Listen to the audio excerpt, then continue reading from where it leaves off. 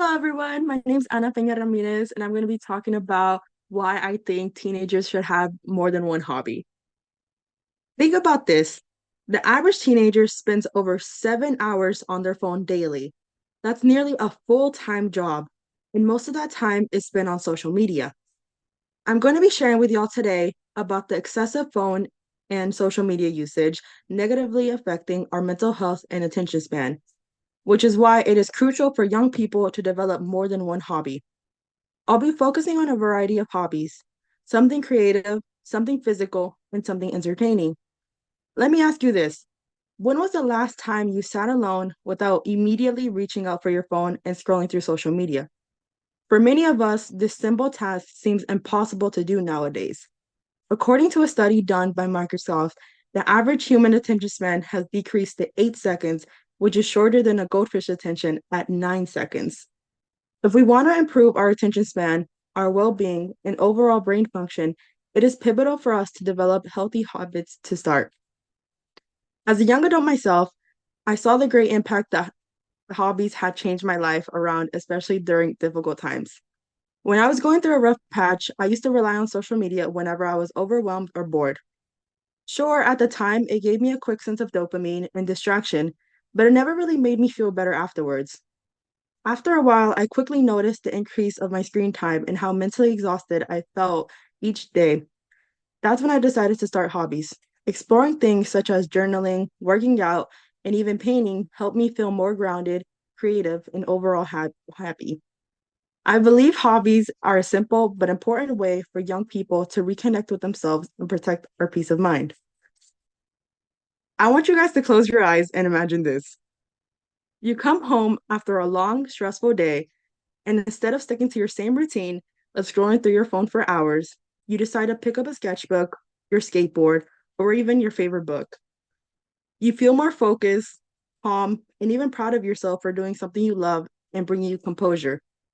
Now imagine going an entire day without constantly checking your phone for the newest trend or comparing yourself to someone's perfect life online. You're more focused on school, your mood is better, and you feel peace and tranquility. This is the power of how having multiple hobbies can transform your life instead of relying on a screen to bring you composure. You can open your eyes now. First, I'll talk about the excessive phone usage and social media usage is damaging our mental health and attention span.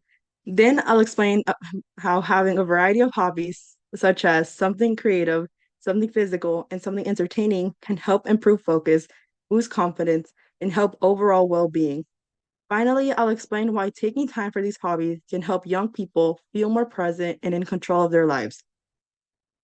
Let's start by exploring the constant phone and social media usage that is affecting our mental health and ability to focus. We live in a society where being constantly online is the norm. Teenagers and young adults are spending more time on their phone than ever before without even realizing the mental damages they are causing to themselves. Over the past few years, there has been a growing concern and evidence that social media overuse is contributing to the rise of mental health problems among the youth. Experts have pointed out that social media is playing a major role in the decrease of self esteem and the increasing rate of depression and anxiety among young people. According to the World Health Organization, approximately 4.4% of social media users experience symptoms of anxiety, and 3.6 suffer from depression, especially on platforms like TikTok.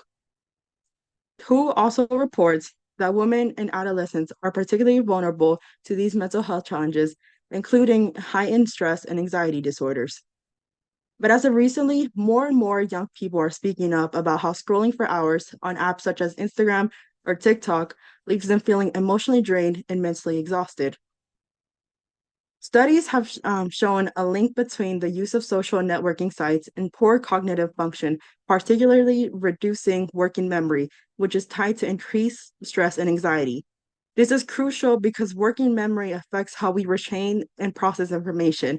So when it's unwell, we can feel unfocused, overwhelmed, and mentally exhausted. So if constant screen time is draining our focus and emotional well-being, what can we do to restore that balance? The answer starts with choosing the right kind of hobbies. Hobbies can offer an effective practical way to reset our brains, reduce stress, and boost confidence. But not all hobbies have the same habit impact. This is where hobbies come in, not just sticking up with certain one, but mixing it up with that challenge your mind and your body. Creative hobbies such as painting, journaling, or sewing can help you process your emotion and take back a break from the screen. Dr. Linda Elder encourages young people to read different genres, explore new ideas, and question the world around them. This kind of mental stimulation boosts confidence and helps young people become independent thinkers. Physical hobbies like lifting weights, skating, or playing sports also support mental health. Brandon Stussy compares staying physically active to building creative rhythm. He explains that moving between projects keeps him mentally fresh, just like staying in motion during workouts keeps your energy up. Even entertaining hobbies like baking, reading, or volunteering can help improve mood and focus. The point is, hobbies help you step away from the noise of social media and spend time doing things that make you feel present and alive.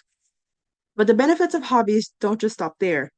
Beyond improving your overall mood and focus, it completely changes how you experience life on a day-to-day basis. One of the best parts of having hobbies is how they help you feel more grounded and in control of your time. When you set aside even a small part of your day to do something you enjoy, such as painting, working out, or just stepping away from your phone, you feel less overwhelmed.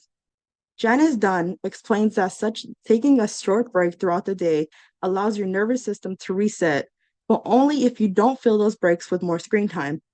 She writes that the constant distraction of phones keep us in the state of stress, even when we're resting. Instead, she refers to simple activities like sketching, reading, or doing nothing, a practice known as niksen in Dutch culture. Making time for hobbies is a form of self-respect. It reminds you that your time matters and your time is precious, that life isn't just about reacting to what pops up on your screen. You begin to live with more intention, and over time, you feel happier, healthier, and more connected with yourself. Today, I have explained how excessive phone usage and social media use is damaging our mental health and shortening our attention span. Then I mentioned how having a variety of hobbies can help improve focus, boost confidence, and overall well-being. Finally, I talked about how making time for these hobbies can help young people feel more present in their lives. The overuse of phone and social media usage is doing real harm to our mental health and focus and ability to enjoy life in the moment.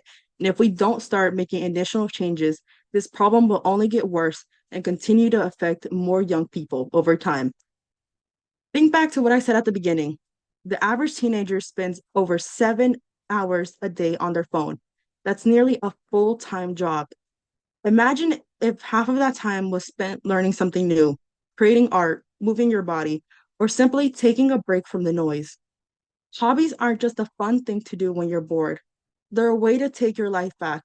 Even if it's difficult in the beginning, you just have to start replacing some of that screen time with something that brings you peace, purpose, and joy.